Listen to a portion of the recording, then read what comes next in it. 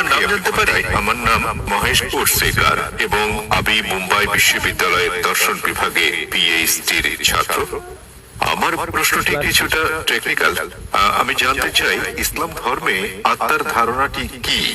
আপনি জানেন ভারতীয় দর্শনে আত্মা ও মনকে আলাদা ধরা হয়েছে, অথচ পাশ্চাত্য দর্শনে আত্মা ও মনকে অভিন্ন বিবেচনা করা হয়। তাই আমার প্রথম প্রশ্ন হচ্ছে, ইসলামে আত্মার ধারণাটি কি? এবং দ্বিতীয় প্রশ্নটি হচ্ছে, দেহের সঙ্গে আত্মার সম্পর্ক কি?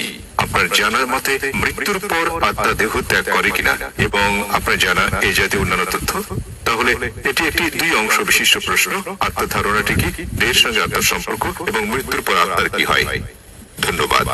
ভাই মহেশ প্রশ্ন করলেন যে আত্মার ধারণাটি কি ইসলামে, এবং সম্পর্কটা কি আত্মা ও মানব দেহের মধ্যে, এবং মৃত্যুর পর আত্মার কি হবে, এটাই মূল প্রশ্ন। ঠিক তাই। যতদূর পর্যন্ত আত্মার সংশ্লিষ্টতা রয়েছে, তাতে আত্মা হচ্ছে মানব দেহের নির্যাস।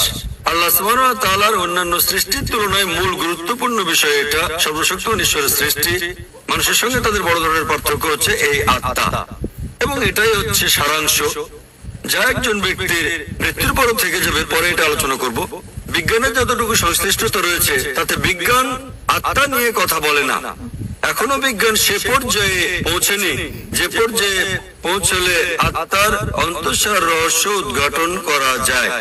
তবে গবেষণা করা হয়েছে, যখন কোনো জীব মারা যায়, উদাহরণস্বরূপ মানুষের সঙ্গে তুলনা করলে, যখন একটি প্রাণী মারা যায়, মৃত্যুর পরক্ষণেই সেটির ওজনের কোনো তারতম্য ঘটে না। তবে যখন আমরা একজন মানুষের ওজনের বিষয়টি বিশ্লেষণ করি, যখন তার জান কবজ করা হয় এবং সে মারা যায়, তাৎক্ষণিকভাবে তার ওজন কমে যায়। এর অর্থ হচ্ছে মৃত্যুর পর মানুষ কিছু হারায় যখন সে মারা যায়, কিন্তু বিজ্ঞান এখনো সে পর্যায়ে পৌঁছেনি যে পর্যায়ে পৌঁছলে আত্মা ঠিক কি তা বলা যায়। আত্মা হচ্ছে নির্যাস মানব দেহের। পবিত্র কোরআনের সূরা আলে ইমরান অধ্যায় নম্বর 3। আপনার সামনে দাঁড়াতে পেরে আমি সম্মানিত বোধ করছি। পিস টিভিতে আপনার অনুষ্ঠান অনেক দেখেছি।